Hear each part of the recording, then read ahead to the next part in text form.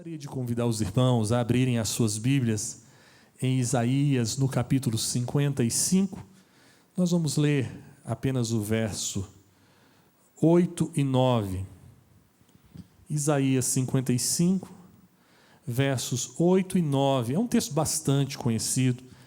Eu tenho falado que nesses dias, enquanto eu me recuperei da Covid, eu tenho comentado a respeito feito algumas reflexões com os irmãos a respeito de coisas que Deus tem falado ao meu coração. Então, é apenas uma reflexão. Depois a gente continua a nossa série de estudos, mas algumas coisas eu gostaria de compartilhar com aqueles que estão aqui, com aqueles que estão nos acompanhando através do YouTube, que vão assistir essa mensagem. Diz o texto assim: porque os meus pensamentos não são os vossos pensamentos, nem os vossos caminhos os meus caminhos, diz o Senhor. Porque assim como os céus são mais altos do que a terra, assim são os meus caminhos mais altos do que os vossos caminhos, e os meus pensamentos mais altos do que os vossos pensamentos. O versículo 10 não está aqui no script, mas vale a pena ler. Diz assim: porque assim como descem a chuva e a neve do céu, e para lá não tornam sem que primeiro reguem a terra e a fecundem, e a façam brotar, para dar semente ao semeador e pão ao que come, assim será a palavra que sair da minha boca. Não voltará para mim vazia, mas fará o que me apraz, e prosperará naquilo para que a designei. Vamos orar. Pai querido, em nome de Jesus, eu peço que de uma forma muito especial o Senhor possa ministrar ao nosso coração nesses momentos que passaremos aqui diante da Tua palavra. Eu quero aproveitar esse momento de oração e clamar, ó Deus, clamar por aquelas pessoas que estão enfermas, que estão se recuperando de enfermidades, aqueles que estão em processo, ó Deus, de tratamento de doenças crônicas. Em o nome de Jesus, estenda a sua poderosa mão, intervindo, ó Pai, e que a recuperação dessas pessoas possa acontecer de forma breve, que o Senhor intervenha, ó Deus, dando graça e sabedoria a toda a equipe dos médicos, ó Pai, mas aquilo que é impossível à medicina, é possível ao Senhor, o Senhor pode fazer independente de qualquer coisa. Também peço, ó Deus, pelo nosso país, especialmente por essas pessoas que são afetadas diretamente, ó Deus, com essas situações que acontecem de repente. Ó Pai, os profissionais, ó Pai, as pessoas que são autônomas, que dependem do seu trabalho diário, em nome do Senhor, estenda a sua poderosa mão e que essas vidas possam ter esperança em Ti, confiança em Ti. Nós estamos vivendo, Pai, um tempo de muitos casos de depressão, inúmeros casos de suicídio, ó Pai, e que o Senhor estenda a sua graça sobre a nossa nação, que o Senhor estenda a sua graça sobre o nosso estado, a nossa cidade. Deus, em nome de Jesus. Amém e amém. Graças a Deus. Começando do final, o texto fala que a palavra do Senhor não volta vazia, a palavra que sai da boca do Senhor para nós. E aí eu acho que é interessante que ele fala assim: ela não voltará para mim vazia, mas fará o que me apraz. Ou seja, Deus está falando: olha, a palavra que eu disser vai fazer aquilo que eu quero que ela faça, aquilo que me agrada que ela faça. E de uma forma muito especial isso nos atinge, porque a vontade de Deus, aquilo que agrada ao Senhor, ela é boa, ela é agradável e ela é perfeita. Então, de alguma forma, isso vai fazer o nosso bem. De repente, não da forma como a gente imaginou, mas sempre vai fazer o bem e vai prosperar para aquilo, o desígnio que Deus tem quando Ele fala ao nosso coração. Obviamente, quando nós estamos pregando, não é tudo que a gente fala que é a palavra de Deus. Tem coisas que são exemplos que a gente usa, às vezes até falamos coisas que, puxa, não deveria ter falado daquela forma, mas enquanto nós estamos pregando, o Espírito Santo também está falando. A palavra de Deus é misturada com aquilo que nós estamos falando e atinge o seu coração e faz aquilo que Deus deseja para você, que Deus deseja para a sua igreja. O propósito dele sempre vai se cumprir. Mas eu gostaria de refletir, é apenas uma reflexão breve, sobre esse texto, versículo 8, que diz: os meus pensamentos não são os vossos pensamentos, nem os meus caminhos, os vossos caminhos. Isso esse texto bastante conhecido, ele é maravilhoso. Ele pode ser assim um alento para quem tem em Deus a confiança de que Ele está cuidando de nós. E ele pode soar assim de forma meio esquisita para aquele que deseja cuidar sozinho da sua vida. Porque quando Deus fala assim: olha, o que eu penso a respeito de você é melhor do que você está pensando. O que eu planejo a respeito de tudo que acontece é muito mais alto, é muito mais importante, é muito melhor do que o que você está planejando. As decisões que você toma, os seus caminhos, os caminhos que você escolhe, os meus são muito melhores. Não sou estranho para quem quer tomar conta da vida sozinho.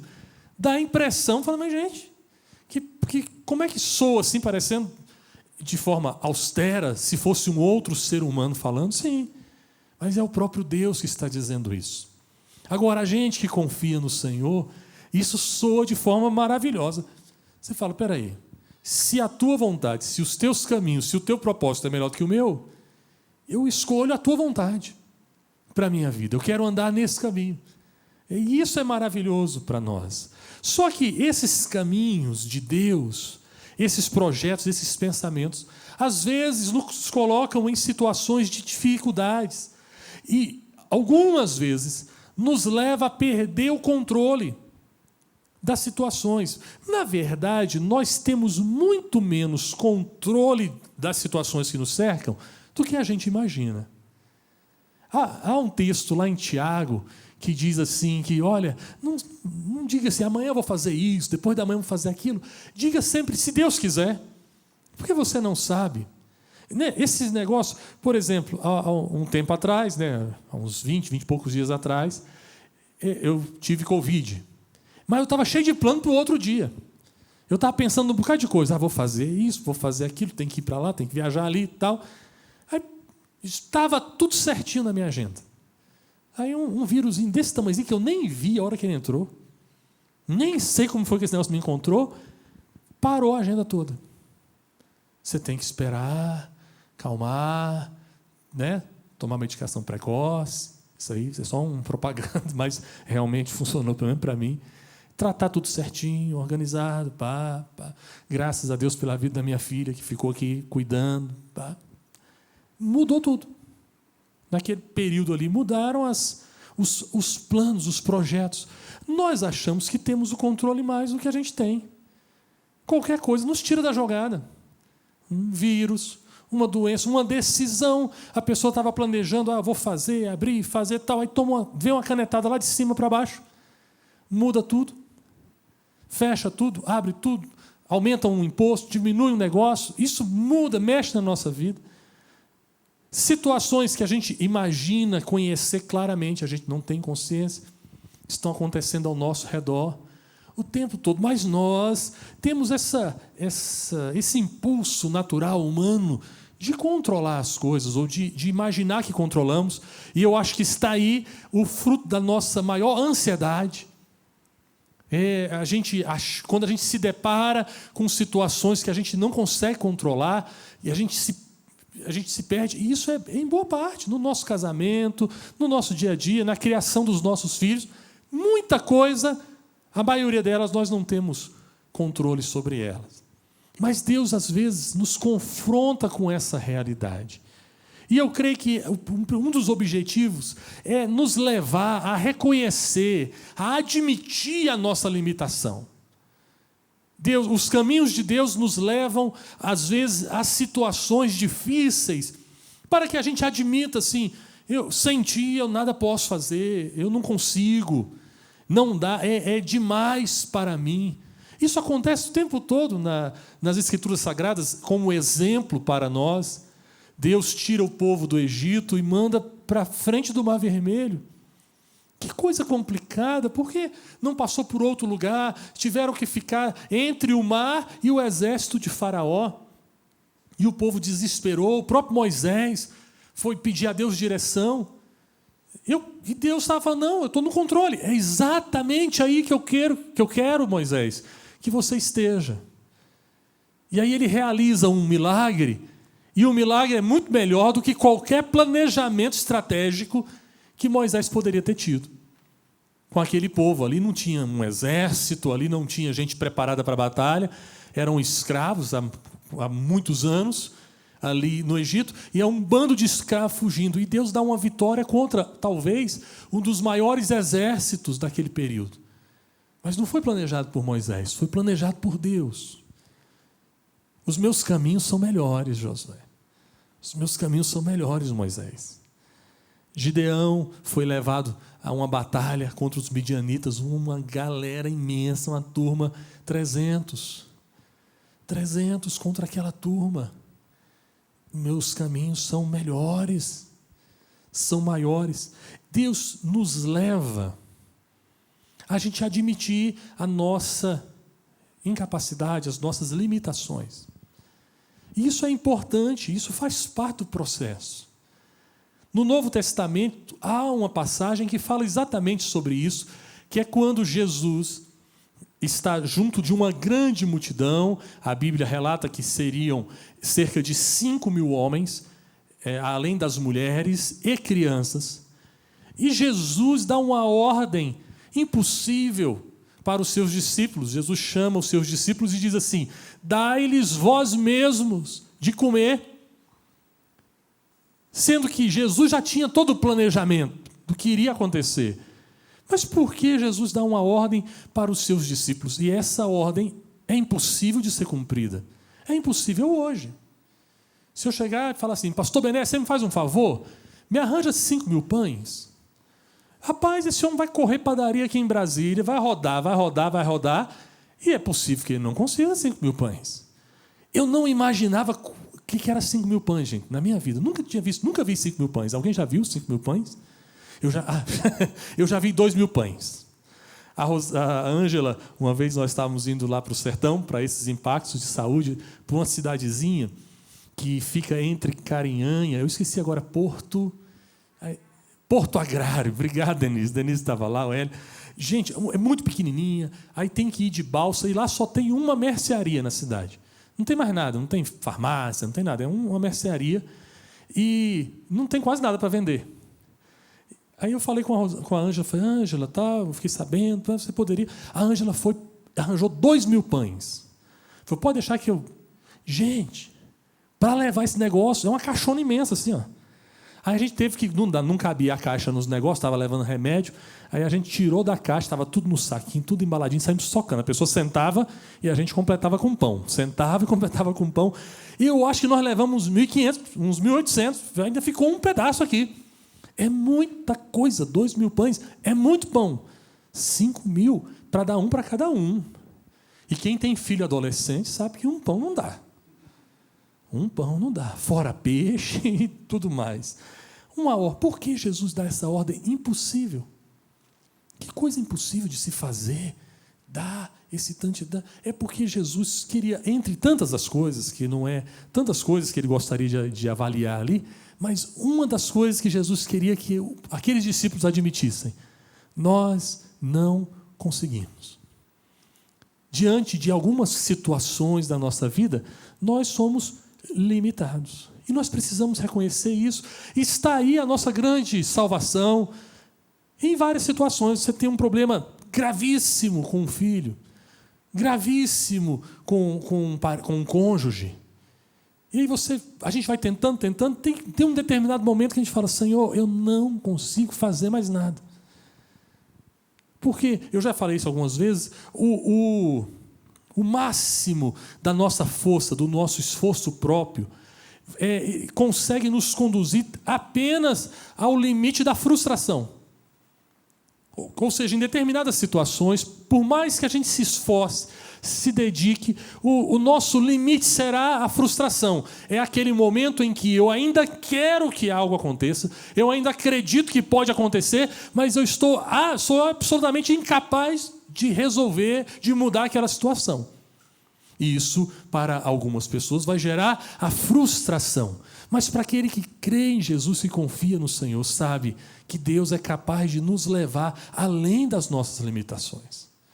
Mas aí quem vai conduzir é Ele. São os pensamentos dEle, são os caminhos dEle, são melhores que os nossos. Mas Deus nos leva a esse momento, um momento de admitir.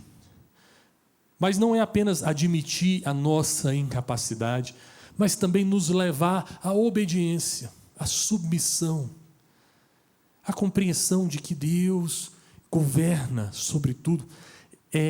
Nós estamos vivendo em um tempo, especialmente para a turma de 30 para baixo, de um questionamento, um confrontamento muito grande com a autoridade, qualquer uma. Seja na escola, o professor... Né? Para as pessoas que têm um pouco mais de experiência, a gente sempre via o professor como uma autoridade dentro da sala de aula.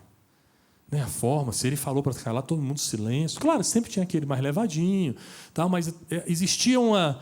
Hoje em dia, muitos são levados ao desrespeito, toda autoridade é ruim. Né? Eu lembro quando eu era criança, assim, do respeito que a gente tinha. A figura do policial, né, das autoridades, assim, aquilo era de forma respeitosa. Estava numa padaria, chegava um policial, por favor, ele vai na frente, porque está de serviço e tal. Hoje parece que, para algumas pessoas, há um sentimento, uma situação de rejeitar, só porque rejeitar de primeiro. Assim. Mas diante de Deus não vai dar certo. A pessoa pode fazer isso com um professor, com um pai, com uma autoridade, mas diante de Deus não vai dar certo. Porque Deus não abre mão da sua autoridade. Não é porque o Josué não está gostando, que Deus fala, sabe uma coisa, eu vou mudar um pouquinho para ficar mais fácil para ele. Não. Deus espera que eu me submeta e obedeça. E Ele não vai mudar. Pode ficar tranquilo. Desde a eternidade, Deus é Deus. E Ele faz do jeito que Ele quer. E isso é o melhor para nós. A gente precisa ter só essa compreensão. Então, muitas vezes somos levados meio que à força, ou percebendo essa situação, Deus nos permite que os caminhos dEle nos levem a uma situação que a gente tem que obedecer. Obedecer e ponto final. Nós estamos precisando resgatar um tempo, uma prática de oração. Todos nós. Orar mais, nós precisamos orar mais. Tudo isso que está acontecendo, obviamente, precisa nos levar a ter uma vida, porque a oração nos leva à dependência. A oração não é só um momento onde eu peço as coisas para Deus. Não. A oração é um momento de diálogo, de falar e de ouvir, de falar, Senhor, são essas, de assumir, de reconhecer e de ouvir a voz de Deus, para que a gente possa obedecer, seguir os caminhos dEle. A gente vai andando daqui para lá, tomando decisões, mas precisamos ouvir, parar para ouvir. Nós não podemos estar atarefados demais, né, preocupados demais com tantas coisas que a gente não tem um tempo para orar, para buscar, porque senão a gente perde essa sensibilidade de obedecer a Deus. De olhar, até as escrituras sagradas ficam mais claras quando nós estamos com um processo de oração, em oração constante, quando a revelação daquilo que Deus quer fazer através da sua palavra salta ao nosso coração. Estamos precisando de ouvir Deus, para que a gente possa obedecer ainda mais. Mas, em último lugar, quando os caminhos de Deus nos levam a um momento assim de dificuldade, de limitação, quando Deus nos leva a perder o controle, Ele quer também que sejamos ensinados e levados a confiar somente nele. A questão não é confiar em Deus. A questão é confiar somente em Deus. Eu acho que Deus nos leva a situações assim, para que a gente confie nele. Você é um trabalhador, você fez algum planejamento, às vezes alguma viagem de negócio importante para você. E aí, no momento que nós estamos vivendo, né, o prefeito, um governador, alguém vai lá e trava a cidade, você não pode chegar naquele momento. Você foi surpreendido com aquela situação, com aquela decisão, até com o motivo pelo qual tomou a decisão, você é surpreendido. Deus não. Deus já sabia de tudo. Ele já sabia de tudo que ia acontecer, sabe de tudo que vai acontecer. É maravilhoso assim. Deus sabe o final da história. Tudinho. Tem um controle sobre tudo. Mas qual é a grande questão? É que quando nós somos surpreendidos, estamos diante de uma situação assim, nós somos levados a confiar nele. Mesmo que a gente não entenda o caminho de Deus, não seja claro para nós, nós precisamos confiar que Ele sempre, sempre tem o melhor. O melhor na perspectiva dele, e é essa que importa. É essa que importa. Eu queria terminar lendo o Salmo 121. Que salmo maravilhoso. Quer dizer, todos os salmos são maravilhosos, a palavra de Deus inteira, mas alguns ficam gravados no nosso coração. E é um texto bastante também conhecido por todos nós, Salmo número 121.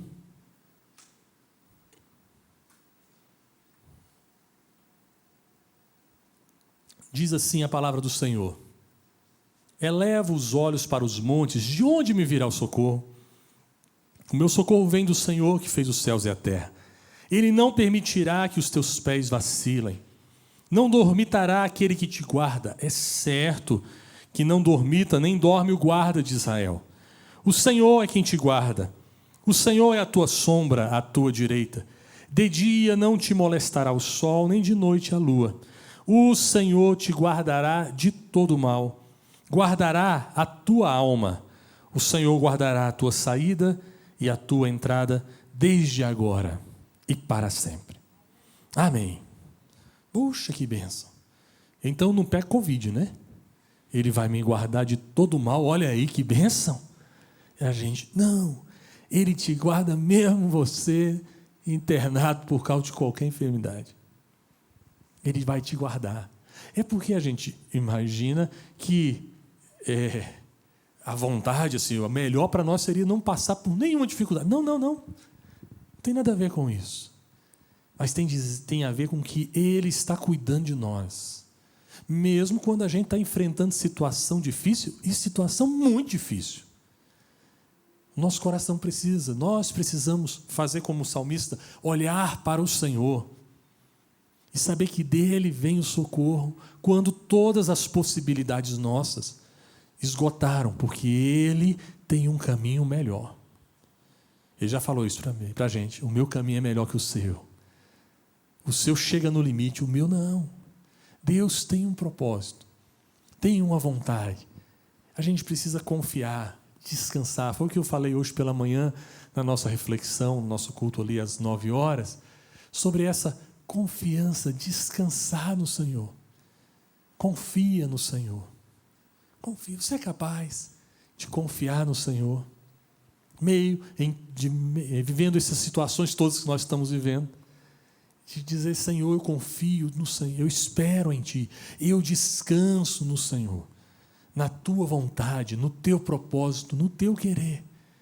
E eu quero conhecer os Teus caminhos, eu quero andar nos Teus caminhos, e eu me submeto a minha vida, a minha família, os meus filhos, o meu planejamento, a tudo isso.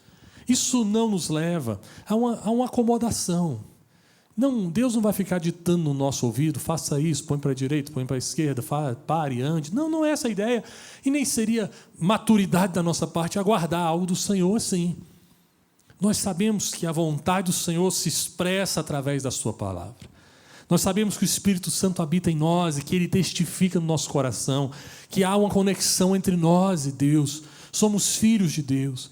Sabemos que o Senhor diz, eu te direciono em todos os caminhos. Ele vai te levando, usando pessoas, usando circunstâncias, usando a palavra para orientar. Mas, de forma alguma, eu e você seremos abandonados em qualquer situação. Nós confiamos no Senhor. Para alguns, poxa, mas não deu certo, olha, fracassou. Não, olha aí, porque não confiou em Deus. Será? Os caminhos de Deus são mais altos. Coisas que para nós são derrotas, talvez, na perspectiva de Deus, sejam vitórias. Coisas que para nós são punições, talvez, sejam galardões que o Senhor tem preparado para nós. Os meus pensamentos são mais altos. Os meus caminhos são mais altos. Meus pensamentos são melhores.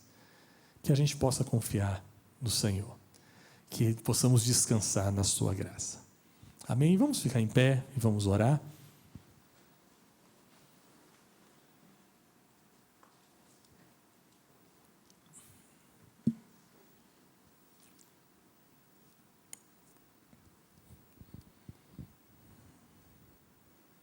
Se você puder fechar os seus olhos por um instante.